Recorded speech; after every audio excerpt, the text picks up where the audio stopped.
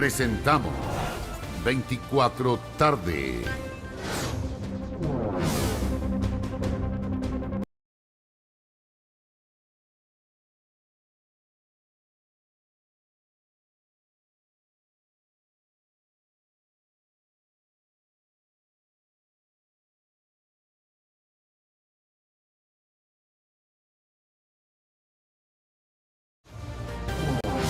Trece horas en punto, bienvenidos a una nueva edición de 24 tarde. Valentina Reyes, con una suerte de resaca panamericana, como que ya los extrañamos a Fiu y compañía. Con una nostalgia de Sí. todas maneras, pero tenemos los Parapanamericanos a partir del 17 de noviembre, así que nos queda fiesta deportiva. Oye, te invito a revisar las imágenes del día. Vamos con eso.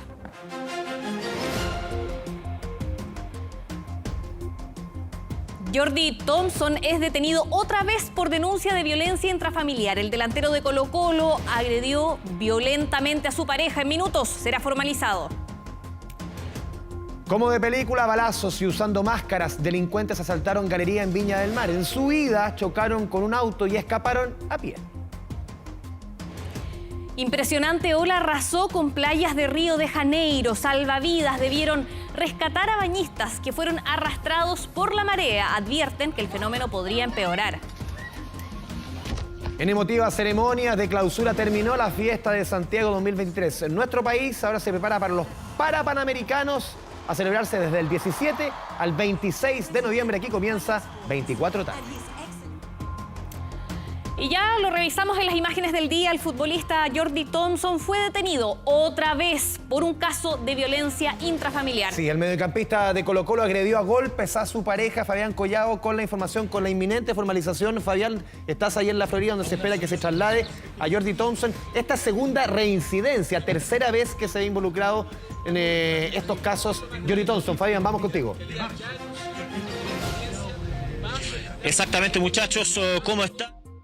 Tardes, expectación respecto a la salida de Jordi Thompson, obviamente siendo custodiado por carabineros, ya que antes de las 2 de la tarde debe estar en el Centro de Justicia siendo ingresado por Gendarmería para su formalización de cargos, la cual va a comenzar a las 4 de la tarde. Por eso es que la mayoría de los medios de comunicación estamos en las afueras de la 36ª comisaría, donde va a ser sacado del calabozo y luego trasladado hasta el edificio de calle Rondizoni. Jordi Thompson, el cual está detenido por lesiones leves en contexto de violencia intrafamiliar, y que se lo estábamos comentando bien temprano en nuestras ediciones de 24 horas, debido a esta situación que se repite y con su pareja, con quien ya ha tenido otras denuncias de golpes y de diversos hechos violentos. Durante la jornada de ayer habrían estado realizando una celebración,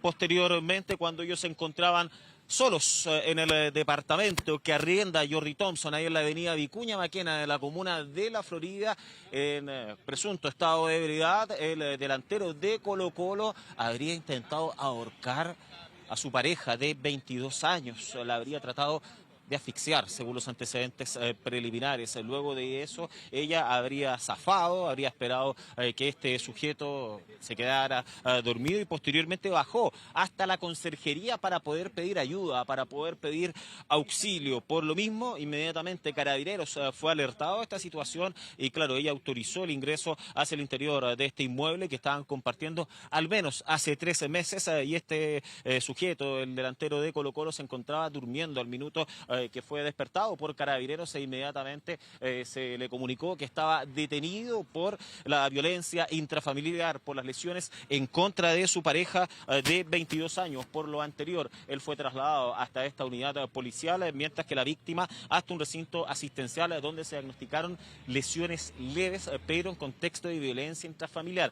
¿Qué es lo importante de mencionar lo segundo? Porque agrava eventuales condenas en contra de Jordi Thompson y sobre todo en vista y considerando de que ya había un historial de por medio. Incluso el Ministerio Público ya adelantó que van a solicitar la prisión preventiva en contra del jugador de Colo-Colo. Ustedes recordarán que Jordi Thompson ha estado en la polémica por estos hechos extra futbolísticos, sobre todo a inicios de este año, cuando se dieron a conocer algunos registros de cámaras de seguridad, cuando se observaba en un local nocturno cómo agredía a su pareja en ese entonces y además de eso, luego sería Jordi Thompson entonces que fue denunciado producto de estos hechos violentos. Ahora ustedes están viendo, claro, eso es un vehículo, un camión acá de traslado de imputados. Se está estacionando, se está poniendo para poder recibir a todos los detenidos y en ese vehículo va a ser trasladado el delantero de Colo-Colo hasta el centro de justicia, en el camión traslado de imputados, porque se le requiere en Rondizoni a eso de las 2 de la tarde. Esperamos que entonces, al menos al término de este despacho, ya esté saliendo Jordi Thompson desde la 36 Comisaría de la Florida. Como les comentábamos, en el pasado, una agresión en contra de su pareja. La denuncia se llevó a cabo. De hecho, en ese contexto, el Ministerio Público, ¿qué es lo que solicitó? Como medidas cautelares, la prohibición de acercamiento y además de eso, generó, claro, dudas en la Fiscalía cuando se pudo observar, sobre todo el mes pasado, que Jordi Thompson y su pareja habían retomado la relación. Por lo mismo, la víctima fue citada a la Fiscalía para poder entregar declaraciones al respecto, y es ahí cuando cambia la medida cautelar debido a la posición que tenía ella, era que no se podía acercar en términos violentos a la joven de 22 años. Claramente es una medida cautelar que, pese a ser rebajada en cierto contexto, se incumplió por parte del jugador de Colo-Colo, el cual en presunto estado de ebriedad la habría agredido, la habría intentado asfixiar a la misma pareja, la misma denunciante de principio de año. Entonces, una situación bastante compleja, y por lo mismo desde la 1 de la madrugada es que el delantero de 19 años ha permanecido al interior de esta unidad policial que está ubicada en la calle Sotero del Río, a la altura de Manutara. Estuvimos en el edificio donde ocurrieron estos hechos. La verdad que pocos vecinos querían entregar algunas declaraciones, eso sí, nos daban cuenta respecto a ruidos molestos y también hechos vinculados a las fiestas que habían sido denunciados por parte de las personas que residían en los otros pisos, en los pisos inferiores fundamentalmente, al cual habitaba Jordi Thompson estos últimos 3 meses junto a su pareja. Vamos a escuchar esas declaraciones, también un video que emitió Carabineros respecto a la detención del jugador Albo. Acá, como te decía, viven 2 futbolistas de Colo-Colo y en sí a veces salen los reclamos de cuando ellos terminan de jugar su partido de fútbol, después hacen sus carretes, y eso más que nada los reclamos de por la música alta y eso. ¿Qué pasó? Por el grupo nos enteramos que hoy día en la mañana tomaron nuevamente detenido a Jordi Thompson. La primera vez no lo habían tomado detenido acá porque él no vivía acá y llegó hace un poco tiempo acá, entonces ahora fue que por el grupo salió que estaba detenido en la 36 Comisaría de la Florida. Hoy en la madrugada, Carabineros de la 36 Comisaría de la Florida recibe denuncia de una mujer que fue agredida en contexto de violencia intrafamiliar.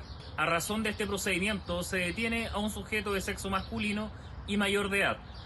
Estos hechos fueron informados al Ministerio Público, quien resolvió recibir en audiencia de control de detención a este sujeto y de igual manera dispuso otras diligencias investigativas para el esclarecimiento de este procedimiento.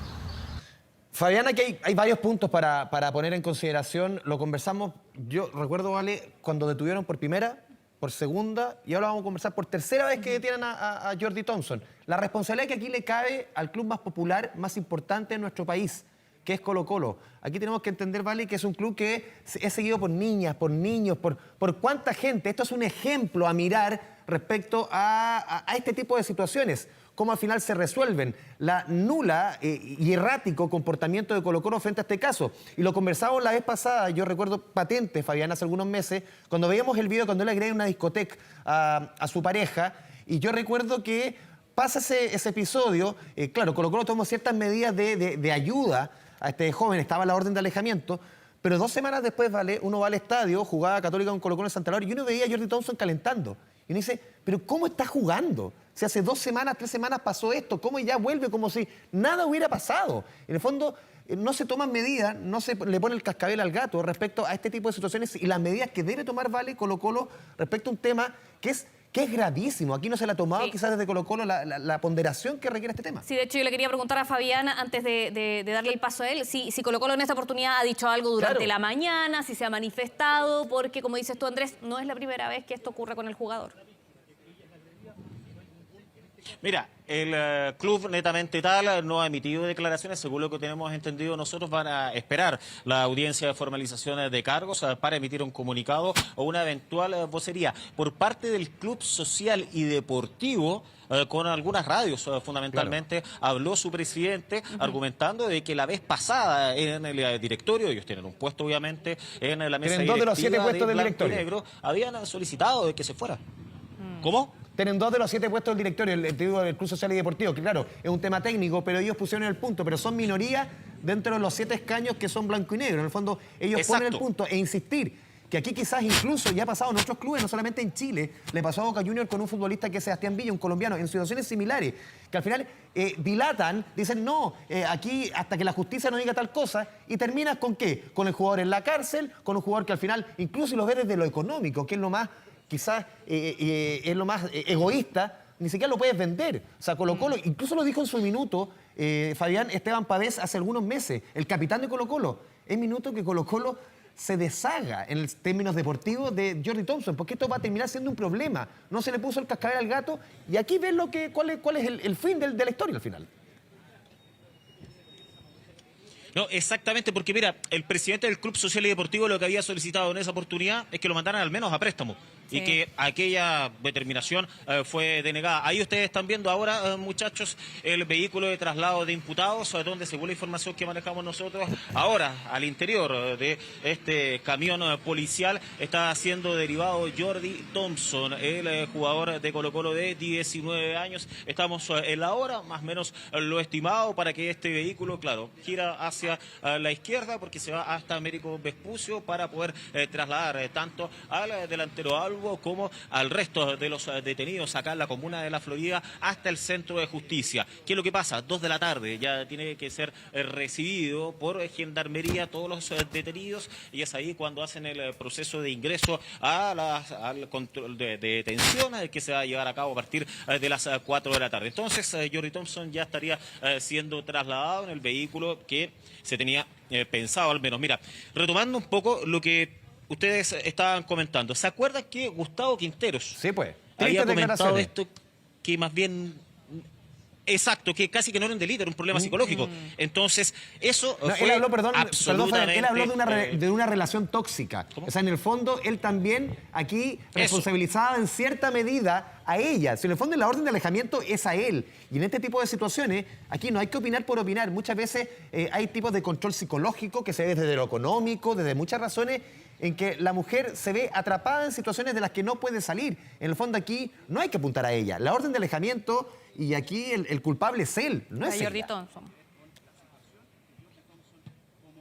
No, exactamente. Y por lo mismo, fíjate que la ministra de la Mujer y Equidad de Género estuvo argumentando y estuvo emplazando a Colo-Colo a que lo calificaran esto como un delito derechamente, justo recordando esas declaraciones de Gustavo Quinteros, que en ningún minuto se declaró esto como un delito al interior de la institución ALBA, y también va en concordancia con lo que comentaba a algunas radios el presidente del Club Social y Deportivo, de que esto ya tiene que tener un paralelo, sobre todo en vista y considerando de que estamos hablando que puede estar en prisión preventiva o es altamente probable, eso lo va a solicitar la Fiscalía. De no ser así, podríamos estar hablando de un arresto domiciliario, al menos que claramente no se condice con la actividad profesional, pero por ningún lado. Vamos a escuchar las declaraciones de la ministra de la Mujer a continuación. Hoy tenemos una reincidencia grave en el caso de este jugador de fútbol y también tenemos el caso de un alcalde prófugo. Con el cual se insistió en hacer una audiencia por Zoom, pese a que es evidente que un alcalde tiene muchas redes en la zona y que, por ejemplo, existía un riesgo de fuga alto. Me refiero al caso del alcalde de Renaico, Juan Carlos Reinao. Y por lo tanto queremos hacer el llamado a dejar de minimizar los riesgos que involucran para las mujeres este tipo de decisiones. Llamamos a no hacer juicios, a no revictimizar y a todas las instituciones, incluyendo las deportivas, a tomar esto como lo que es, como un delito, no un problema de camarín, no un problema personal, sino un delito, probablemente uno de los más denunciados en el país y que en este caso tuvo una reincidencia grave. Claro. Ahí está evidente, es claro la situación de que hablaba la ministra de la Mujer. Mira, ahora viene regresando el mismo camión que había entrado, había salido hace algunos instantes, estaba con detenidos al minuto. Acaba de volver a ingresar, no entendemos un poco porque no nos han dado alguna información oficial respecto al traslado de Jordi Thompson. Habíamos visto que habían detenidos al interior y claro, vemos que hay personas detenidas. No alcanzó a pasar ni 5 minutos que acaba de reingresar este vehículo que tiene que trasladar entonces a los detenidos, donde, insistimos, nos tenemos confirmado que está adentro Jordi Thompson hasta estos instantes. Pero de todas maneras, sí, mira, por interno me confirman que estaba al interior del camión entonces Jordi Thompson, que él se encontraba, pero acaba de regresar el vehículo policial entonces que tiene que trasladarlo hasta el centro de justicia, porque hay harto movimiento de carabineros acá en este punto. Hay varios policías debido a este trámite que obviamente lo tienen que realizar constantemente para poder derivar a los imputados de diversas causas. Por lo general, cuando hay pocos detenidos en una unidad policial, lo hacen en radio patrulla o algo así, pero en este caso, cuando se acumula gran cantidad de personas que hayan sido capturadas, la trasladan en este vehículo policial para llevarlos inmediatamente hasta el centro de justicia, pero se mantiene al interior, me confirman, de este camión policial, donde, claro, tiene que ser derivado en los próximos instantes, máximos de la tarde, tiene que estar en Rondizoni. ¿Qué es lo que pasa acá? En el tema judicial. Hay dos causas que van aparte, por decirlo así. Una de ellas es la actual, por lo que lo van a formalizar, por lo que va a solicitar la Fiscalía Metropolitana Oriente, la prisión preventiva. Pero cuando termine la formalización, el Ministerio Público va a solicitar al tribunal la revisión de la suspensión condicional de la causa anterior, o sea, por la violencia intrafamiliar anterior, debido a que una de las medidas cautelares que claramente se transgredió era la prohibición de acercarse en términos violentos. Entendía el Ministerio Público que habían retomado la relación y por eso es que fue citada la joven de 22 años ante el fiscal para poder cambiar la figura. Que claro, que se podía acercar, pero no podía ser violento con ella, sino que inmediatamente se reactivaba el proceso judicial en su contra y eso es lo que va a suceder. Entonces son dos procesos absolutamente aparte. Uno que está más avanzado, que es respecto a este juicio por la violencia intrafamiliar anterior y que sí va a ser agravante en esta audiencia de formalización de cargos porque eso lo va a exponer el fiscal como un argumento sólido y potente con el fin de poder solicitar la prisión preventiva. Claro, ahora el vehículo que traslada a Jordi Thompson va a salir desde la 36 Comisaría de la Florida. Se estima que a las 4 de la tarde comience la audiencia de formalización de cargos. Esto puede durar 30 minutos aproximadamente o incluso más debido a que se tiene que exponer la causa anterior para que sea este agravante y para que en definitiva se cumpla lo que desea el objetivo del Ministerio Público, que es dejar en prisión preventiva al delantero Albo de 22 años, que, bueno, en materia futbolística, lo que sabemos que al menos después de la formalización Colo-Colo entregaría una versión oficial respecto a la captura nuevamente por violencia intrafamiliar del delantero Jordi Thompson. Fabián Collado, muchas gracias por la información. Seguimos conectados contigo desde la comuna de La Florida. Buenas tardes. Buenas tardes, Fabián. Y vamos a avanzar a otros temas porque a balazos funcionarios de la Policía de Investigaciones frustraron el robo a una joyería de una galería en Viña del Mar. Esto en medio del escape, los delincuentes chocaron su vehículo mientras intentaron huir por el techo y también por las calles. Sí, hasta el momento hay una persona detenida, Andrés. Vamos con toda la información de la región de Valparaíso con Hans Christensen. Hans, ¿cómo te va? Buenas tardes.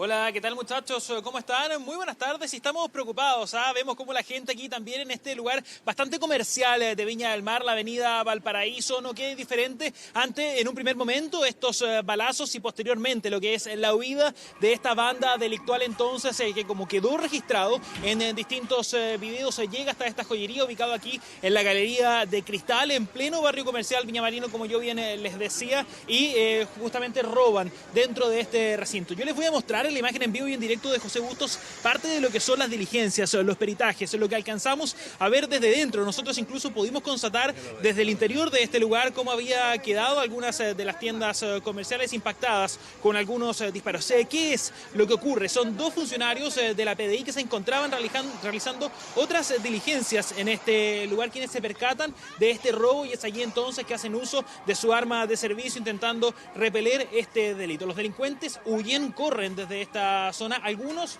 logran llegar hacia un vehículo, 13 de ellos quienes finalmente chocan un costado de este lugar y se dan a la fuga, como yo bien les decía, y uno de ellos logra ser capturado entonces por los funcionarios que se encontraban en este lugar, incluso siendo ayudados por parte de los peatones. Es parte de lo que ha ocurrido, de la preocupación, de estos estruendos que sintieron las personas, porque además, más allá de que hayan sido los funcionarios de la PDI quienes hicieron uso de sus armas de servicio, estos delincuentes también portaban armas de fuego. Yo los voy a invitar a que escuchemos parte de este ambiente que pudimos captar hace solamente algunos minutos por parte de los videos también que han sido difundidos a través de redes sociales. Cristal, sí, segundo piso entrando por la calle Valparaíso.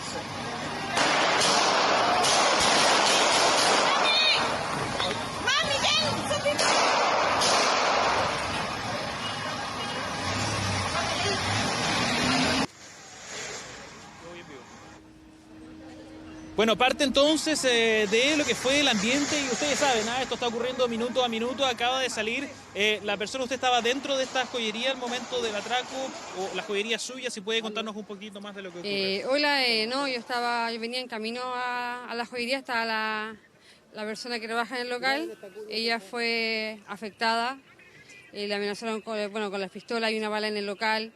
Ya no es primera vez, es la tercera vez en el año que ya nos asaltan. La segunda vez yo me enfrenté con los tipos y ahora no se pudo hacer nada porque estaban armados, estaban armados, bueno. Y ya es mucho ya, yo no sé qué, la alcaldesa, Viña ya está malo, con mi marido estamos decidiendo cerrar y no fuera de Chile porque este país ya no hay nada que hacer ya. ¿Cuál es su nombre? Priscila. Priscila, nosotros estamos en vivo para 24 horas. Es muy importante también poder conocer cuál es el estado de salud de la persona que estaba dentro de aquí. Entiendo, no sufrió ningún tipo de herida, y si nos puede contar también cuánto robaron. En cuánto robaron, aún no sabemos nada porque tienen cosas guardadas la PDI. Aún no tenemos cuánto le han robado. La primera vez que fue el robo, ahí me robaron como más de 20 millones. La que fue en marzo fueron como casi lo mismo, 20, 30 millones de pesos, aparte los daños que te hacen. Y ya este país ya no hay nada más que hacer en este país. La alcaldesa, aparte que por lo menos la alcaldesa podía acercarse acá y decir, pucha, vamos a ver más seguridad. Eso es lo que hace falta aquí en Viña. Viña está muy malo. Bueno, ahí escuchábamos, muchachos, muchas gracias, le agradecemos a Priscila parte de este relato. Ella es la dueña de esta joyería, como yo bien le decía, que está situada en este barrio comercial de Viña del Mar. Nosotros además hemos podido conversar con algunas de las personas que se encontraban transitando por aquí. ¿Qué nos dijeron? Escuchemos. En el momento de donde estamos detrás de la puerta, casualmente pasándole llave, nos tocó un balazo acá justo al lado, que sentimos que nos cayeron todos los vidrios encima y eso, y nos tocó tirarnos al piso y podernos resguardar en el baño los trabajadores para evitar que otro balazo nos pudiera alcanzar. Como 3, 4 disparos. Y yo salí justamente cuando se tiraron para acá y venían corriendo. Y el tipo venía hacia mí, salió hacia el lado, y justo venía un caballero, un joven de la PDI, diciendo estoy de PDI, lo agarró, lo tiró al suelo y ahí lo sujetó. Y los otros trataron de pasar porque estaban en luz roja y no pudieron pasar y se tiraron por la vereda y salieron, después que chocaron, arrancaron dos por Viana hacia abajo, al lado de la plaza. Lograron sorprender a 4 sujetos que se encontraban armados y que irrumpían en la joyería del segundo piso de la Galería Cristal. Se produce un intercambio de disparos y se dan a la fuga hacia el sector norte de acá de la ciudad. Se logra detener a uno de los antisociales de 22 años y otros 3 se dan a la fuga, colisionan un vehículo en la esquina de calle Viana y dejan todas las especies en el lugar. dejan todas las especies en el lugar. De hecho, parte de lo que nosotros pudimos ir constatando a medida de que se realizaban estas diligencias era que dentro de este vehículo fueron sacando máscaras de la Casa de Papel. Ellos llegaron enmascarados hacia este lugar, recorrieron prácticamente esta joyería desde aquí, pero además saltaron por los techos, llegando a todos los patios de estos locales que están situados entonces también en este lugar. De hecho, hay otra joyería en este punto en donde ha logrado constatar de que uno de estos delincuentes logró entrar, cayó hacia el patio desde este lugar. De hecho, hay parte de las huellas de su mano que están marcadas en la parte posterior de esta zona, donde se ve que ellos incluso intentaron forzar parte de esta entrada probablemente para esconderse de la policía de investigaciones que ya había llegado hacia esta zona. Son entonces 13 delincuentes que todavía se mantienen a la fuga. Se presume que algunos de ellos pueden estar heridos. Uno ha sido detenido en medio de lo que ha sido este atraco bastante violento que fue frustrado por la policía de investigaciones, en donde robaron entonces estas joyas, pero por suerte lograron ser recuperadas a solamente un par de cuadras de este lugar. Sí, claro, un robo ahí a plena luz del día. Obviamente hay preocupación por parte de los vecinos y quienes trabajan ahí en Viña del Mar. Hans, muchas gracias y buenas tardes. 13 horas con 25 minutos. Nos vamos a la pausa, primera pausa. Vamos y ya regresamos con más noticias.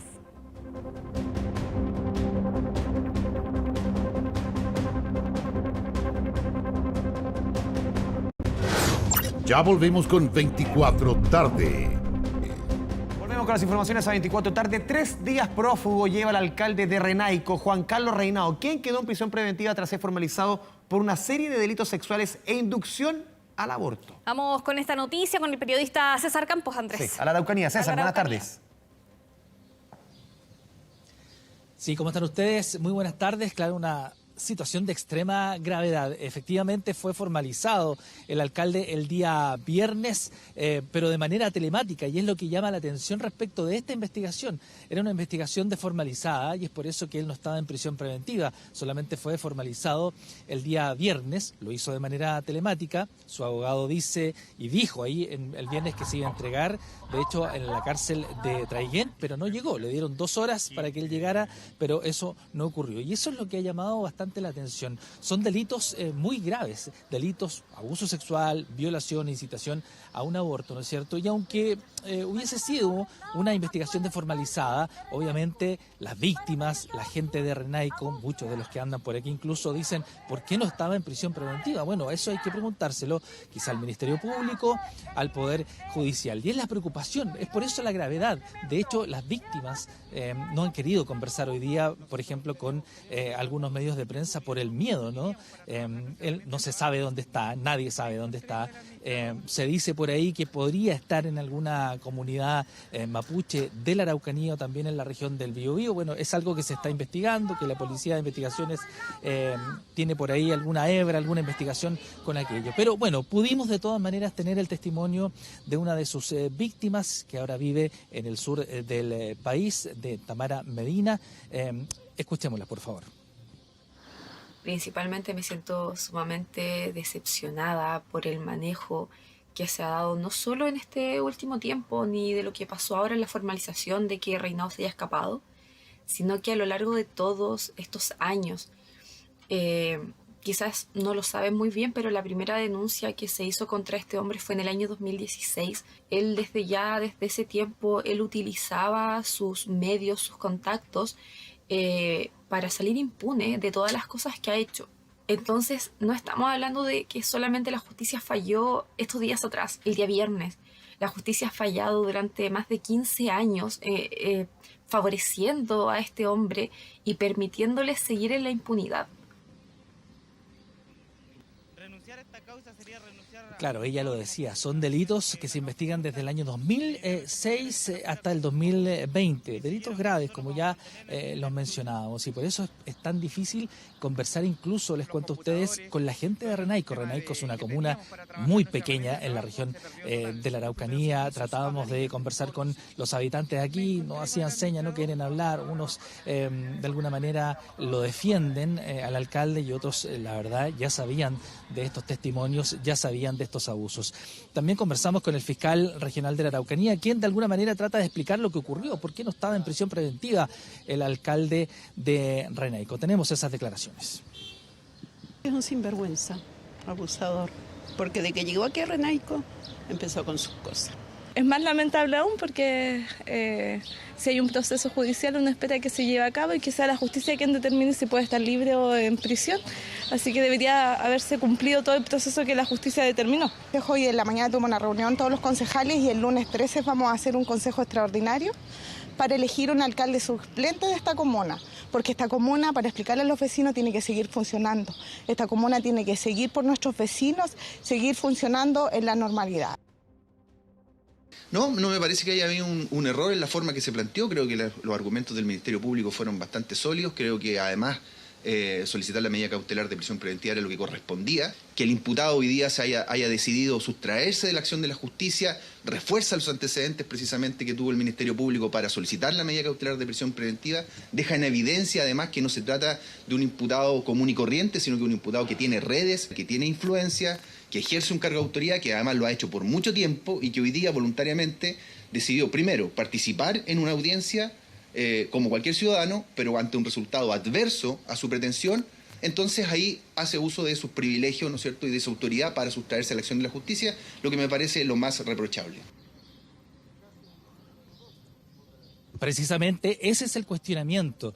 ¿Por qué por estos delitos tan graves, ¿no? Abuso sexual, violación e incitación al aborto, una persona y un alcalde, más encima un edil, digamos, estaba en libertad, haciendo esta audiencia de formalización de manera telemática? Él podría decir incluso que estaba en su casa, pero podría estar en cualquier parte de Chile, incluso fuera del país, porque se hacía vía online. Entonces, no se sabe dónde está prófugo desde el día viernes. Hay preocupación por las víctimas y sus familiares. Recién el lunes los concejales de esta comuna van a decidir quién queda de alcalde suplente y, obviamente, la Policía de Investigaciones sigue trabajando para dar con el paradero de Juan Carlos Reinado, prófugo de la justicia y a un alcalde de Renaico. Seguimos muy atentos. César Campos desde la región de la Araucanía, un abrazo a la distancia. Bien, vamos a otras noticias. Chile Cuida es la nueva política pública que presentó el gobierno, cuyo objetivo responde a las necesidades de las personas discapacitadas o con movilidad reducida y también a la realidad que viven sus cuidadores. Sí, toda la información de este importante anuncio, parte del eje central del programa del presidente Boric, lo tenemos en directo junto a Sofía Carrizo. Sofía, buenas tardes. ¿Qué tal? ¿Cómo están? Muy buenas tardes. Y claro, un hecho que hay que tener harto ojo, decía durante esta mañana el presidente de la República, precisamente porque en Chile existen más de 600.000 cuidadores y más de 2 millones de personas que necesitan ser cuidadas. Y a raíz de esto mismo, el mandatario señalaba en medio de esta actividad que no hay que romantizar a la persona cuidadora, sino que al contrario, hay que visibilizarlo y también fortalecer su rol, donde principalmente de las personas cuidadoras que hay en el país, la mayoría son mujeres. Y por lo mismo se realiza durante esta jornada y se lanza precisamente las bases del Sistema Nacional e Integral de Cuidados, los cuales se levanta a propósito de una consulta ciudadana en el marco de esto mismo llamado Diálogos y también Hablemos de Cuidado, donde participaron aproximadamente 12.500 personas. Nosotros hablamos con algunas de las cuidadoras que llegaron en el marco de esta actividad, de este lanzamiento de aquellas bases, donde ellas decían también y se sumaban a lo que decía el presidente, que finalmente es necesario entregar las ayudas necesarias, las herramientas para el cuidado, pero obviamente lo más importante que hay que visibilizar el rol que hacen en el día a día cuidando, ya sea a algún familiar o algún hijo. Tenemos declaraciones, los invito a revisarlas de inmediato. Lo que busca justamente es poder distribuir el trabajo de cuidados entre las familias, las comunidades, el Estado y también los privados. Para nosotras como Ministerio de la Mujer es muy importante. ¿Por qué? Porque el 95% de las cuidadoras son mujeres y esperamos que eso se vaya revirtiendo con los años. A medida que nuestra población envejece, las necesidades de cuidado van en aumento y por lo tanto se hace cada vez más necesario hacernos cargo de una red que cuide a quienes cuidan. Por ello, de nuevo, Chile necesita un nuevo pacto fiscal, porque esto lo tenemos que sostener responsablemente en el tiempo. Durante demasiado tiempo, vuestro trabajo, su trabajo, pasó inadvertido, fue silente puertas adentro. Hoy día eso ya no es aceptable y nunca más estarán en silencio ni serán invisibles.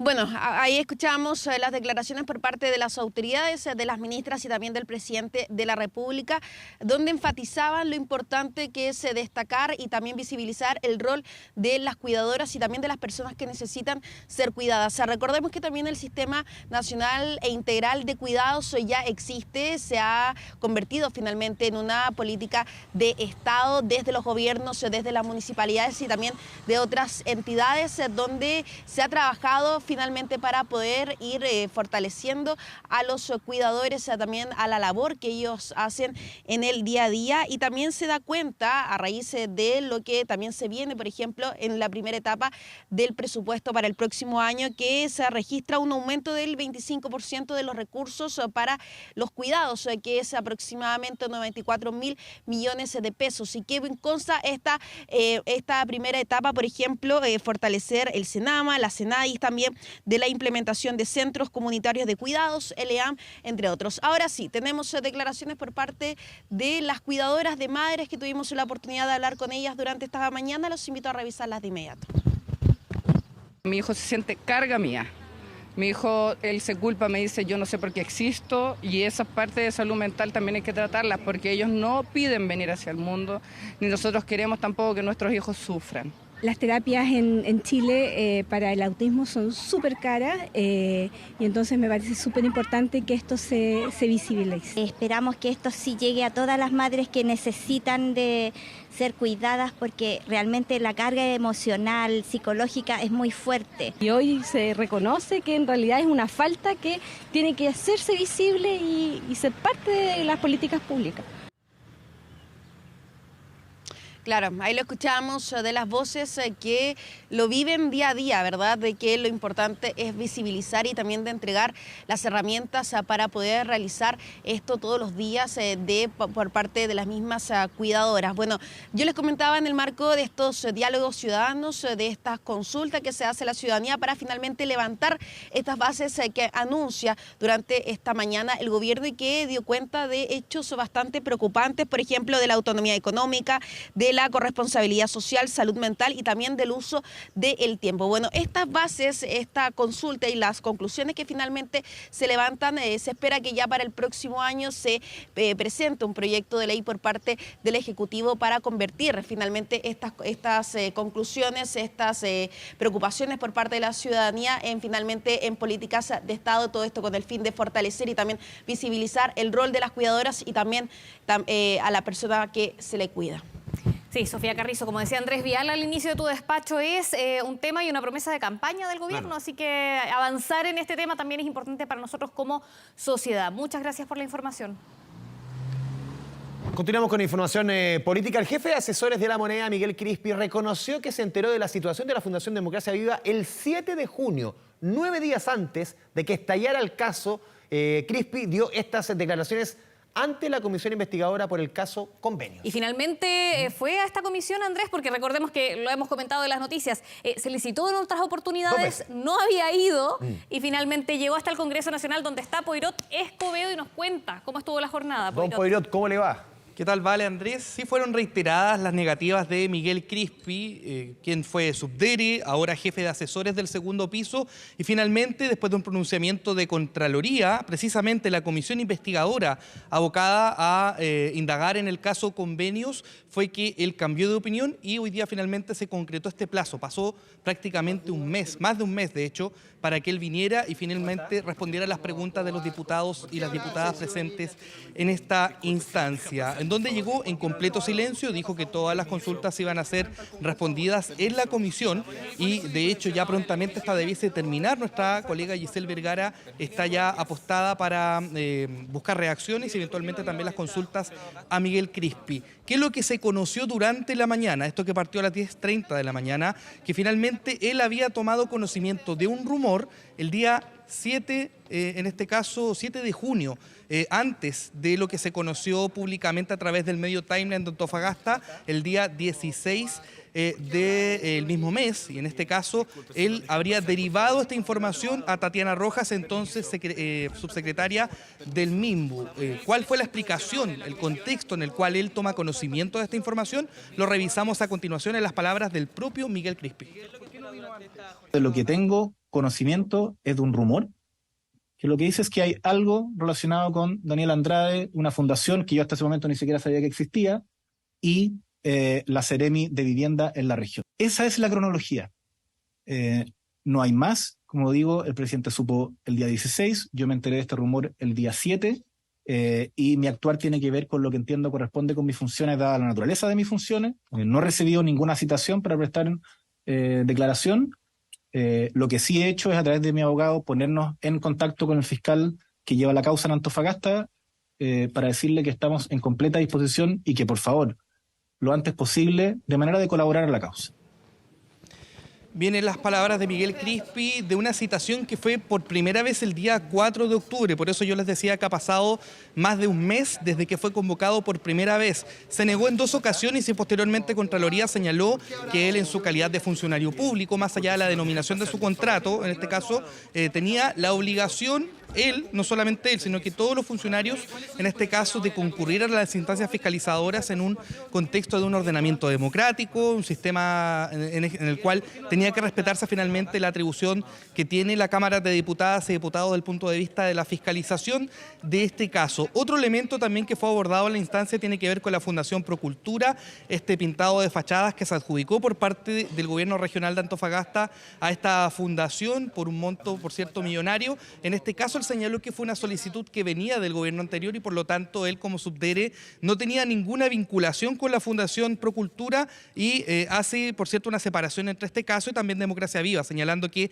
el 7 de junio se enteró por primera vez de eventuales situaciones que involucraban a Daniel Andrade, también a la Seremi del MIMBU, y en definitiva señaló que en ese momento un rumor que no tenía relación con lo que después posteriormente terminó siendo el caso Democracia Viva. En estos momentos se está culminando la comisión que revisó a partir de las 10:30 de la mañana esta instancia. Estaremos profundizando también en los argumentos que puedan surgir después de la exposición de Miguel Crispi en esta comisión. Está Giselle Vergara desplegada en el lugar. Vamos a prontamente tomar contacto con ella, pero antes también comentarles algunos elementos que fueron planteados durante esta comisión. Por ejemplo, los cuestionamientos del propio Crispi al uso político de una instancia fiscalizadora. Él señala que la ley, en este caso, plantea o propone que se puede hacer este uso, pero él cuestiona finalmente que se utilizó la comisión investigadora y también una serie de otras instancias para debilitar su defensa en la Fiscalía. También lo escuchábamos en la declaración que emitimos hace algunos instantes. Se planteó, por ejemplo, la posibilidad de que él haya sido imputado por esta causa, por la querella que presentó el Partido Republicano en contra de Crispi, Giorgio Jackson y también Javiera Martínez. Él planteó que en esta ocasión él no ha sido llamado a declarar por la justicia, pero se ha planteado también en este caso la posibilidad de que él concurra. Él ha sindicado, ha solicitado a su abogado Luis Hermosilla poder declarar lo antes posible. Ahora sí estamos en condiciones de escuchar las reacciones que hay. Giselle Vergara, tomamos contacto contigo. No, lo que ocurrió en esta comisión de Democracia Viva. Miguel, ¿se puede tener un instante? Permiso. No por es mi ejemplo, rol. que le dijo No. la subsecretaria por teléfono el 7. Si ella tenía los antecedentes desde el mes de mayo. ¿Qué le dijo la subsecretaria? Usted no aclaró eso en la comisión. Disculpen, estuve más de 3 horas en la comisión. Y ahora voy a parar un momento. ¿Quién le señaló a la subsecretaria usted por teléfono el 7 de junio cuando la contactó? Ella tenía información desde el mes de mayo con respecto a este tema. Permiso. ¿Fue a través del senador Latorre, que también se enteró 10 días antes? Ahí teníamos a Miguel Crispi, que se retira de esta comisión investigadora de caso Convenios. Él señalaba que no iba a emitir más declaraciones de las que ya emitió en más de 3 horas de esta comisión investigadora. Tal como llegó y se los comentaba Poirot, se fue sin entregar declaraciones a la prensa. Él señalaba que todas las declaraciones, toda la información la había entregado a la comisión una comisión que se prorrogó por varios minutos más, habían varias preguntas que tenían los parlamentarios, se buscó en algún momento poder dar unanimidad para poder extender esta comisión durante más tiempo. Esa unanimidad no se tuvo, se planteó en algún momento poder invitarlo a la sesión del próximo jueves, eso tampoco va a ocurrir. Se retiró Miguel Crispi de esta comisión sin entregar declaraciones tras haber venido después de casi un mes de esta citación a la citación de convenios. Sí, Giselle Vergara, Poirot, Escobedo, el trabajo desde el Congreso Nacional, 3 horas de declaración del jefe de asesores del segundo piso en La Moneda. Muchas gracias por el trabajo. Gracias. Buenas tardes. Son las 13:51, nos vamos a la pausa y está lista aquí Andrea Aguilar para todo el informe internacional y también de la economía. Vamos y volvemos.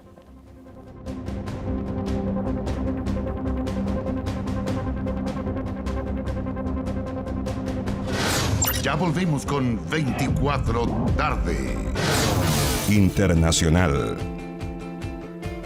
Regresamos a 24 tarde con información internacional. Ya está con nosotros nuestra editora del área, Andrea Aguilar. ¿Cómo estás, Andrea? Muy buenas tardes. Retorno después de los Panamericanos. Sí, después de los Gloria y Panamericanos Bienvenida. vuelve también la información internacional en comentario, porque estamos hablando ya de que estamos prácticamente a un mes de lo que fue el desatado de esta guerra entre Israel. Mañana justamente, Andrés, pero sin embargo hoy son cifras alarmantes las que entrega el Ministerio de Salud en Gaza. Eleva a 10.000 los muertos desde el inicio de la guerra, más de 10.000, y entre esos 10.000 hay 4.000 niños. Exactamente son 10.022 personas las que han fallecido desde el 7 de octubre en el enclave palestino. 4.104 de ellas corresponden específicamente a menores de edad. Estamos hablando también de que el cruce fronterizo de Rafah, que es por donde está entrando toda la ayuda humanitaria a la Franja de Gaza, reabrió este lunes para poder dar también algún tipo de aire a las evacuaciones, que son limitadas, recordemos, únicamente para palestinos que tengan doble nacionalidad. También entran ahí algunos que estén gravemente heridos y que necesitan efectivamente atención médica o también doble nacionalidad en ese caso. A casi un mes del inicio de la guerra, las principales agencias de Naciones Unidas emitieron una declaración conjunta. Lo que piden incesantemente es que haya un alto a la confrontación armada. Han señalado que durante estas 4 semanas han fallecido al menos 88 miembros de la ONU. Dicen ellos, en ninguna otra guerra tuvimos este tipo de mortalidad en nuestro personal.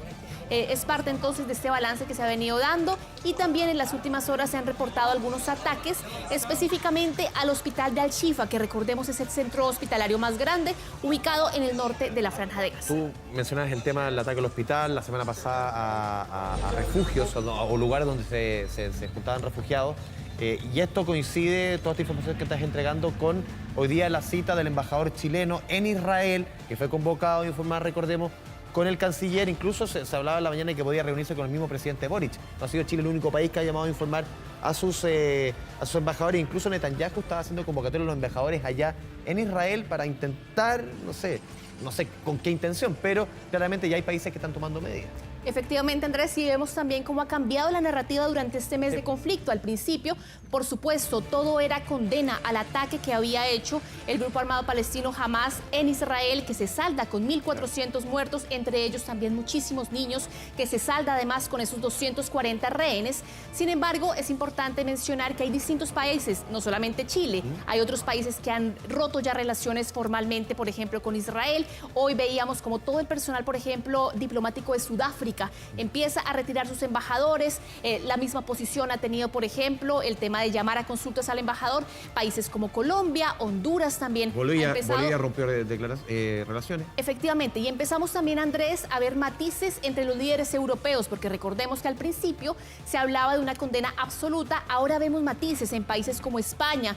Países obviamente continúan apoyando el derecho que tiene Israel a defenderse, pero con límites, y esos límites están pensados sobre todo en el marco del derecho internacional humanitario. Estamos hablando de permitir obviamente la entrada de ayuda humanitaria, de no bombardear los lugares en donde hay civiles, y de hecho los medios israelíes informaron que se espera que los soldados ingresen con fuerza a la ciudad dentro de las próximas 48 horas. Estamos hablando ya de una operación terrestre, que era prácticamente lo que se venía dando, que se ha venido dando de cierta forma, con algunos matices también. Y lo que dice la Fuerza de Defensa también es que en estos últimos ataques lograron terminar, dicen ellos, con la vida de un comandante de Hamas y capturar también a un bastión de este grupo islamista. Los ataques aéreos de la última noche, estamos viéndolos en imágenes, han sido los más intensos dentro de la Franja de Gaza desde que estalló la guerra, y el gobierno de Benjamín Netanyahu ha señalado que efectivamente no va a haber cese de hostilidades hasta que no recuperen los 240 rehenes que están en manos de Hamás desde hace ya prácticamente un mes.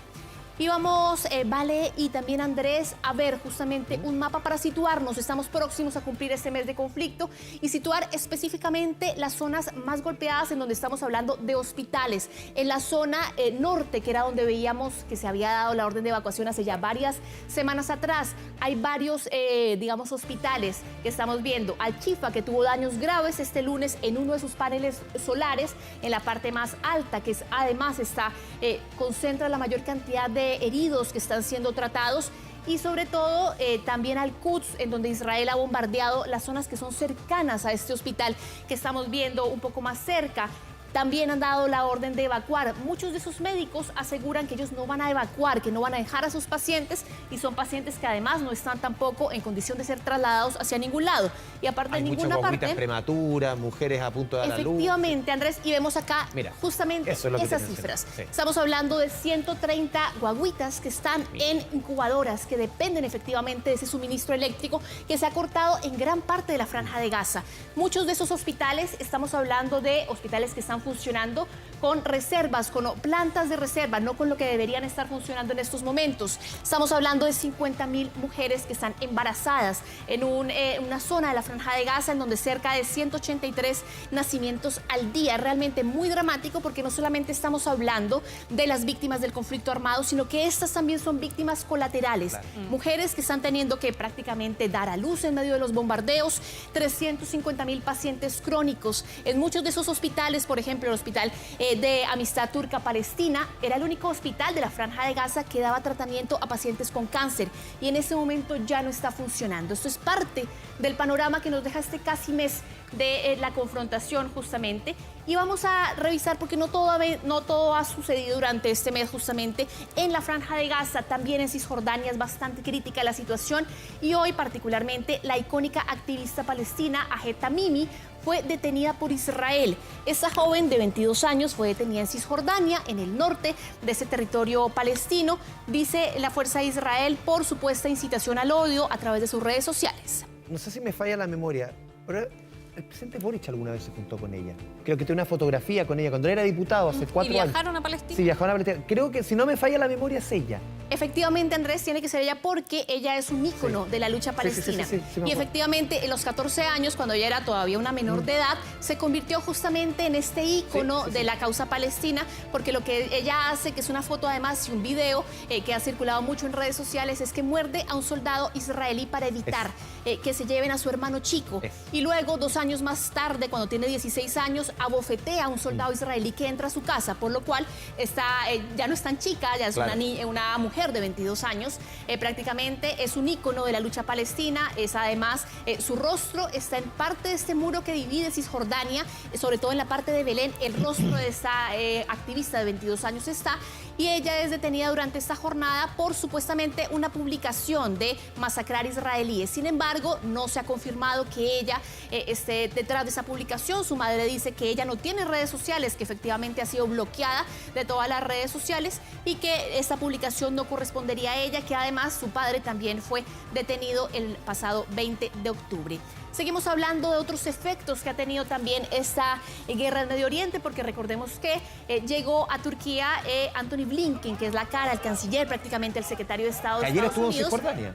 Ayer estuvo en Cisjordania, hoy está en Turquía, pero fue una visita realmente muy mal recibida, al menos por los protestantes o por los manifestantes que estamos viendo en imágenes. Masivas manifestaciones en distintas ciudades en contra de la presencia del diplomático de más alto nivel que tiene Estados Unidos. Decenas de manifestantes se reunieron frente al Ministerio de Asuntos Exteriores de Turquía, en donde este diplomático estuvo en conversaciones con el canciller turco. Recordemos también que Turquía ha tenido una posición bien sólida de respaldo a los palestinos, incluso incluso diciendo que Hamas no era un grupo terrorista, sino que era un grupo que estaba defendiendo los intereses de los palestinos, declaraciones que además fueron obviamente juzgadas por Israel, pero las personas que participaron particularmente en esta protesta acusaron a Washington de complicidad en la muerte de los civiles palestinos. Vamos a revisar justamente parte de las declaraciones que entregó Anthony Blinken durante esta jornada. Hemos hablado con los israelíes sobre las medidas que pueden tomar para minimizar las bajas civiles. Estamos trabajando de manera muy intensa para llevar más asistencia humanitaria a Gaza, con formas muy concretas de hacerlo. Creo que verán en los próximos días cómo esa ayuda llegará a más personas. Además, garantizaremos que la gente pueda seguir saliendo de Gaza. Recordemos además que es el segundo día de protestas que se da por la presencia de Blinken justamente en ese territorio, después del intento que tuvieron decenas de personas de ingresar a esta base aérea utilizada por las tropas de Estados Unidos justamente en el sur de Turquía. Andrea, este es el esfuerzo, se supone, el esfuerzo de un Estados Unidos por el tema humanitario en la Franja de Gaza, pero donde Estados Unidos siempre es visto como el aliado de Israel, o sea, por eso también las protestas, pero se supone que lo que trata de hacer Blinken es que Israel ceda un poco y deje pasar más ayuda humanitaria y a tratar de ayudar a la población civil. ¿Es esa la jugada diplomática? Claro, efectivamente la posición de Estados Unidos no es nada fácil porque ellos fueron el primer país que salió frontalmente, el presidente Joe Biden, cuando se produce este ataque de Hamas, a decir Israel tiene todo el derecho a defenderse y nosotros vamos a estar ahí y les vamos a dar las armas y les vamos a dar todo. Es el sostenedor de Israel en la zona, o sea, claro, efectivamente. Entonces ahora su papel de mediador es visto con mucha desconfianza por los países de Medio Oriente, por los países del mundo musulmán. Vamos a ver si avanza este intento y también si avanza el intento de Francia. Vamos a seguir hablando de otros temas internacionales porque nuevos sondeos muestran al expresidente Donald Trump como el gran favorito a la Casa Blanca, esto por encima del presidente en curso Joe Biden, pero además esos sondeos surgen en el mismo día en el que él se vuelve a sentar en el banquillo de los acusados. Suena casi como tragicómico, Andrea. ¿Cuántas veces hemos comentado que en cualquier parte del mundo cualquier político con estas investigaciones lo deja en la vereda de la carrera presidencial y a él Ahí sigue firme, así como le resbala. Que el señor Teflón, como le dicen en Estados Unidos. Muchos de los titulares de los medios hablan justamente de esta capacidad que tiene el expresidente de salir airoso de cada uno de esos procesos. Estamos viendo justamente las imágenes al interior de la Corte Sur del distrito de Manhattan, en donde él finalmente testifica hoy, porque recordemos que es un proceso que ya lleva varias semanas. Hemos visto pasar por ahí a 2 de sus hijos, a Donald y a Eric. También todo eso tiene que ver con esta amenaza a este emporio empresarial que tiene la familia Trump y que según la fiscal Leticia James habrían inflado los valores de sus propiedades para poder obtener mejores préstamos. De cierta forma, el juicio es parte de muchos de los juicios que tiene él en estos momentos pendientes, pero en este caso le podría costar una multa de $250 millones.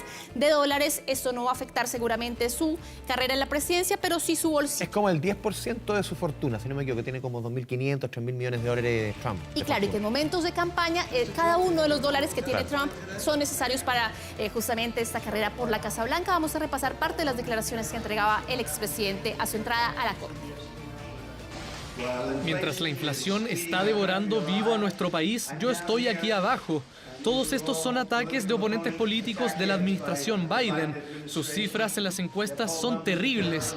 Ustedes lo vieron en el New York Times y CBS. Estoy liderando en todos lados, pero es una situación muy injusta. Esto es realmente una interferencia electoral. Es algo ridículo. Bueno, justamente lo que dice el expresidente de Estados Unidos es que si hay unos números que importan son los de las encuestas. Y él al menos en 4 estados tiene una ventaja sobre el presidente Joe Biden. Estamos hablando, por ejemplo, de estados como Nevada, como Georgia, Arizona y Michigan, que son esos estados péndulos en las elecciones de Estados Unidos que finalmente definen cuál es el voto y finalmente pueden definir la carrera por la presidencia. Y aparte de eso, lo que se dice también es que el presidente Joe Biden no está muy bien parado a nivel de popularidad en estos momentos, mucho más allá de los sondeos. Y vamos a irnos de Estados Unidos para Europa, porque el Papa Francisco suspendió un discurso ante problemas de salud, pero no interrumpió el resto de su agenda. El pontífice explicó con una voz muy cansada que él no estaba bien de salud realmente y que prefería no leer el discurso que iba a tener preparado para recibir a miembros de la Conferencia de Rabinos Europeos, no interrumpió el resto de las actividades de su agenda. El Vaticano realmente no comentó mucho el estado de salud del Papa Francisco, que en semanas anteriores, en meses anteriores, había pasado también por el quirófano, por una hospitalización de cerca de 10 días, y lo que sí tuvo fue varias audiencias durante este lunes. El portavoz se limitó a decir que el Papa estaba un poco resfriado simplemente, y la salud del líder de la Iglesia ha preocupado ya en varias ocasiones anteriores a la comunidad internacional. Oye, Y las revisemos- imágenes que vamos a ver ahora son impresionantes. Realmente impresionante. Imagínate estar en una playa de Río de Janeiro, que muchos de los chilenos que nos ven El viajan Leblon, hacia o sea, allá. que está al lado de Copacabana y Panema. Completamente, estás ahí. bueno, se podrían haber enfrentado a este tipo de panorama.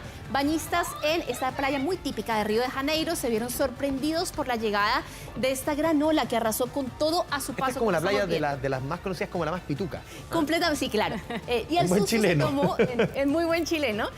Y el agua subió con mucha fuerza, incluso llegó a llegar a la vereda. Y las personas que se encontraban disfrutando de la típica postal brasileña, pues comentaron que fue muy repentino, que no les dio tiempo de nada, porque no esperaban ese nivel de potencia del agua. Algunos de los afectados lograron salir solos del agua, otros tuvieron que ser rescatados por salvavidas. Y las autoridades navales alertaron a la población sobre la llegada de este tipo de olas que podrían, ojo, alcanzar hasta 4 metros en esta zona. Y revisamos otra protesta también, otro hecho en Europa mejor, porque 2 manifestantes climáticos rompieron en la cubierta de vidrio de una pintura en la Galería Nacional de Londres. Los 2 activistas son parte de este grupo, Just Stop Oil, que ha protagonizado distintas manifestaciones por el cambio climático. Los hemos visto cuando le tiran pintura naranja a distintas pinturas. En este caso fue un ataque con martillo. Hay que decir, estos vidrios de todas formas tienen muchísima seguridad y no hay un daño como tal a la pintura, pero sí al marco, sí al vidrio de este tipo de pinturas. Y bueno, finalmente ellos gritaron consignas exigiendo el cierre de las petroleras. Un cuadro atacado era el de Diego Velázquez. Ya había sido parte de otro tipo de protestas. En 1914, la sufragista Mary Richardson había cortado la pintura en protesta por el arresto de una de las líderes de ese grupo que hacía campaña por el derecho de las mujeres al voto. Es decir, no es la primera vez que esta pintura es objeto de cierta forma de vandalismo con un sentido por detrás, si se puede llamar de esa forma, y las autoridades de Londres confirmaron que ambos activistas habían sido detenidos. Por eso tenía esa protección, ¿no? Ya tenía historial y va a tener que seguir esa protección en el museo. Efectivamente. Y vamos a terminar nuestro comentario internacional con unas postales porque ya se acerca la Navidad y el Centro Rockefeller en Nueva York ya eligió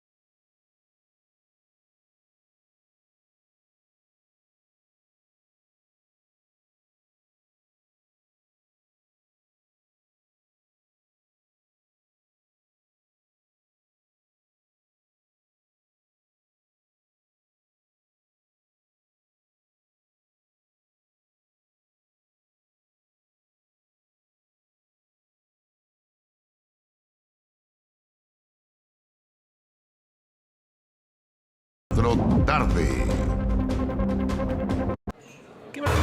Ahora. Bien, regresamos a las noticias con un comunicado de Blanco y Negro que anunció que resolvieron la separación inmediata del jugador Jordi Thompson del primer equipo de Colo-Colo. Esto luego de que hoy se diera a conocer que el futbolista fue detenido por un nuevo caso de violencia intrafamiliar contra su pareja. También señalaron que Colo-Colo, abro comillas, rechaza categóricamente todos los hechos de violencia contra la mujer y que como club han apoyado de manera integral, dicen ellos, al jugador en su recuperación. Sí, por lo que lamentan los últimos hechos acontecidos, lo mostrábamos al inicio de las noticias, Andrés, respecto a la tercera ya detención de Jordi Thompson por casos de violencia intrafamiliar. Vamos con información económica. Tu bolsillo. Me estaban retando que me haya cruzado como la señora Pindi. Pero Me es parte de la televisión en directo, aquí me levantan los brazos. Pero bueno. es por las noticias económicas que son importantes. A mí economía siempre un ímpetu por informar economía. Me parece bien. Lamentablemente las informaciones no son buenas. Tiene que ver con lo que habíamos comentado la semana pasada, ¿vale? De las malas cifras que han tenido, sobre todo en el mes de octubre, los fondos A, B, C, D y E, todos los fondos de los multifondos de pensiones. Cifras de caída de 3%, 4% en un mes, que es mucho. Pero nos concentramos en lo que está sucediendo en el fondo E, que ha caído casi un 11% durante los últimos meses, durante este año. Y aquí parte de la razón está justamente en ello, de la cantidad, lo que les vamos a mostrar ahora, que es la cantidad de personas que están postergando la jubilación o menos pensionados respecto al año pasado. Fondo E, el más conservador, donde van las personas que ya están a punto de jubilar. Donde tienen que estar las personas que están a punto de jubilar por defecto, el sistema los lleva ahí y el problema es que ha tenido un 11% de caída durante este año. Es decir, una persona que tenía, por ejemplo, 100 millones de pesos a principio de año, estaba a punto de jubilar, que eso es una pensión de 450.000 pesos, una pensión alta dentro del promedio. Claro. Pero inmediatamente, este año ya ha retrocedido 11%, es decir, tiene 89 millones. Claro. Para la misma jubilación, la misma cantidad de años que tiene que mantener, 11 millones menos. Vamos a revisar la primera gráfica para entender qué está sucediendo en la economía. Lo que yo les decía, ¿cuántas personas se pensionaron en septiembre? Y esto lo vamos a comparar con el año pasado. Mira, 13.756 personas. Esto es una caída de 17% respecto al año pasado. Pero ojo, dicen los expertos, aquí no solamente el momento de jubilarse, ¿vale? Hay que fijarse en el tema del fondo D y E. Hay otro elemento que no es menor, que es tan importante como este al momento de jubilar. ¿Y qué es lo que es? ¿Qué es lo que significa en esta coyuntura? Hay una alta tasa de interés de retiro programado. Tu jubilación, lo que tú tienes acumulado, se te calcula en base a una tasa de interés de retiro programado. Un tema súper técnico. Pero hoy día esa alta tasa te permite tener una mejor jubilación. Es decir, casi que se ecualiza, entre comillas, esta baja en el fondo E con esta alza en la tasa. En el fondo, no es sí o sí que tú tienes, porque cae el fondo E, tú tienes que postergar. Muchas veces se da que el fondo E va subiendo, pero la tasa es baja. Ya. Entonces se no da te el conviene efecto en el fondo jubilar. Hoy día depende de cada caso, depende, las personas tienen que acercarse justamente a algún tipo de asesor que le diga, a ver, en el fondo, si es que es el momento o no, en el caso particular, para jubilarse. Vamos con la siguiente gráfica y entender un poco el contexto más amplio. Entre enero y septiembre de este año, 2023, se han pensionado ya 139.859 personas. Y esto, respecto al año pasado, es una caída de 12,7%. Parte es la caída del fondo E, parte es la caída del fondo D, pero también el año pasado, ¿vale? Tuvimos muchas personas que se pensionaron, mucho más, el 2022, mucho más que el 2021. ¿Por qué? Porque entró a regir la PGU. Y al entrar a regir la PGU, las personas tienen un piso, ya con pensiones que son malas, pero ese piso, en promedio hoy día, de casi 200.000 pesos, te permite al final y a muchos decidirte a jubilarte. Algo ayuda. Algo ayuda y también lleva, un caso que no quisiera, porque jubilarse justamente es júbilo, es dejar de trabajar, permite la PGU, a diferencia del Pilar Solidario anterior, que las personas puedan tener un contrato. Tú antes, si tenías un contrato y estabas jubilado, no recibías la pensión básica solidaria. Ahora sí lo permite. Entonces muchas personas, el año pasado muchas se jubilaron. Hoy día la base de comparación es muy alta respecto al año pasado, entonces cae el número, pero también se da el impacto del fondo D y E y este año difícil que han tenido estos fondos de pensiones. Escuchamos declaraciones. Lo que explica principalmente la caída porcentual respecto del número de jubilados que observamos el año pasado es la alta base de comparación. Lo que pasó es que el año pasado el número de jubilados aumentó en forma significativa y aumentó en forma significativa en parte por la PGU, pero no solamente por la PGU, sino que más bien lo que observamos fue un efecto de rezago. El 2022, por lo tanto, se jubilaron todos los que se querían jubilar, más los que habían postergado, Y lo que estamos viendo, por lo tanto, este año es una estabilización, una vuelta a los valores normales desde el punto de vista del número de potenciales jubilados.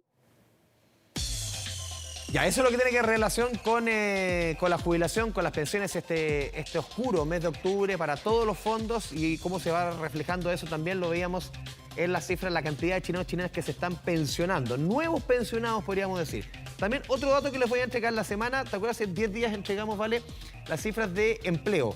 No son buenas cifras de empleo. Y si vamos leyendo entre líneas, la Universidad Diego Portales publicó hoy día un estudio en Pulso que daba cuenta de los desempleados crónicos. ¿Qué es un desempleado crónico? Es una persona que lleva 12 meses o más buscando empleo y no ha podido encontrar empleo, que esté buscando, que esté en disposición de trabajar y no ha podido encontrar empleo, y lamentablemente esas cifras crecen. Pasamos a revisar la gráfica que hemos preparado.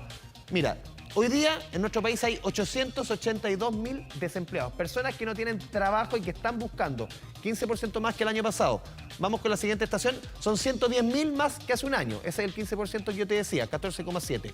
Vamos con la última estación de esta gráfica. ¿Qué pasa con el desempleo de larga duración o desempleo crónico, como se menciona en la jerga económica? Vamos con la siguiente estación y le vamos a explicar qué pasa con esas personas, cuánto ha crecido esa cantidad de personas que lleva 12 meses o más desempleados. Hace un año eran 100.000, cerrado. 100.000 personas desempleados crónicos. ¿Qué sucede este año? Crece un 17%. Hoy tenemos 117.000 desempleados crónicos. Y este aumento de 17.000 personas tiene un perfil, ¿vale?, súper claro. Sobre todo mujeres. Sobre todo mujeres. Lo pasamos a revisar y esto es bien decidor. Por eso es bueno revisar estos números para entender qué está pasando en la economía. ¿Dónde está pegando más? Lo vemos en la siguiente. Ahí, solamente este elemento. Es el mayor incremento en 2 años para la cantidad de desempleados crónicos. Me había faltado esa estación. A ver, lo que te mencionaba. Del aumento, no de los 117.000, de este aumento de 17.000, de los que se han sumado con desempleados crónicos, 3 de cada 4 son mujeres. 75%. Igual lo hemos revisado en las cifras de empleo anteriormente. Las mujeres han sido muy afectadas por la pandemia, no se han podido o no nos hemos podido reinsertar en las cifras pre-pandemia y esto lo refleja. Claro. Vamos con la siguiente estación también. Se concentra en población de 25 a 34 años este aumento. Prácticamente también 2 de cada 3 son personas entre 25 y 34 años. O sea, tenemos la película. Mujeres, sobre todo, mujeres jóvenes. Con hijos pequeños, que eso también es importante. El cuidado de terceros, por un tema que... Y con algo de experiencia laboral también, algo de años de trabajo. Y personas con educación secundaria completa. Lo que hemos visto en otras mediciones es que las personas donde pega más el desempleo son personas que tienen o educación básica incompleta o educación secundaria incompleta. Aquí estamos hablando de personas que ya tienen un escalafón más arriba de educación. No son empleos tan precarios, para entender un poco el perfil de estas personas que están con un desempleo crónico. Más de un año buscando empleo, no lo han encontrado, sobre todo mujeres entre 25 y 34 años con educación secundaria completa, un número comentado preocupantemente, 17%. ¿Hablemos de otros temas de economía? Si vamos a otros temas de economía, esto es una emergencia laboral, lo dicen también algunos especialistas, pero también hay sobreendeudamiento, es una realidad que afecta fuertemente a las familias chilenas de clase media. Es por esto que el Ministerio de Hacienda, el ministro Marcel, lanzó hoy un proyecto de ley para refinanciar estas deudas. Y Dani Linares tiene la información de esta medida. Dani.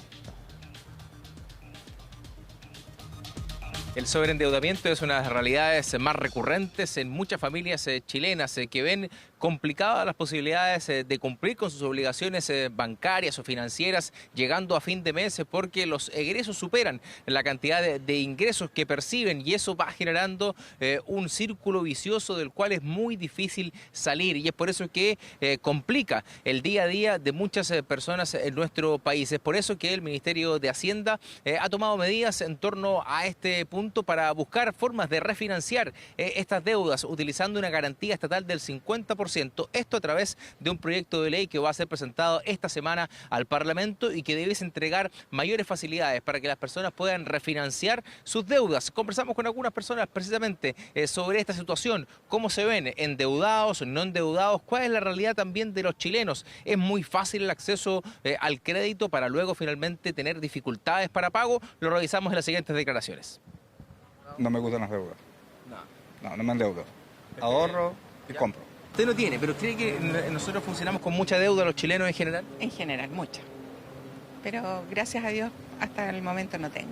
Bastante, hasta el león entró en la casa ya, por la luz sobre todo más de 2 millones de pesos. Y es una iniciativa de ley que, de tener una tramitación favorable, podría beneficiar del orden de 50.000 a 100.000 personas, ya que deben cumplir con una serie de características para poder acceder a esta garantía estatal del 50% que les permita refinanciar sus créditos a una menor tasa de la obligación que ya tienen, y eso les signifique un pago mensual mucho menor del que hoy están pagando y que les complica poder cumplir con la cantidad de ingresos que perciben. ¿Cuáles son esos requisitos? Lo revisamos en las declaraciones del ministro Marcel. A sectores de la población con ingresos mensuales inferiores a 1,5 millones de pesos, con consumo y deudas comerciales, particularmente en el caso de microempresas, con un tope de deuda de hasta 160 UF. Este proyecto de ley además incorpora 2 elementos bien interesantes. Uno es una modificación al pago mínimo mensual de las tarjetas de crédito, ya que se busca informar un segundo monto que permita a los clientes saber si lo que están pagando cubre, por ejemplo, las cuotas sin interés que adquirieron meses anteriores, para no perder ese cero interés y que no se transforme en un pago de un crédito sobre crédito que dificulte, por cierto, el llegar con la obligación de esa tarjeta de crédito mes a mes. Y el otro tiene que ver con una modificación de la ley de fraude financiero que sabemos trasladó el peso de la prueba, ¿no?, desde los clientes hasta las instituciones financieras, pero que no ha tenido los efectos esperados, ya que se han quintuplicado la cantidad de fraudes que existen en el sistema, y eso también aumenta los costos de las instituciones financieras, que son traspasadas luego a los clientes cuando ofrecen sus créditos. Vamos a revisar declaraciones del ministro Marcel, sobre todo en el particular de este punto sobre el pago mínimo mensual que tienen hoy las tarjetas de crédito.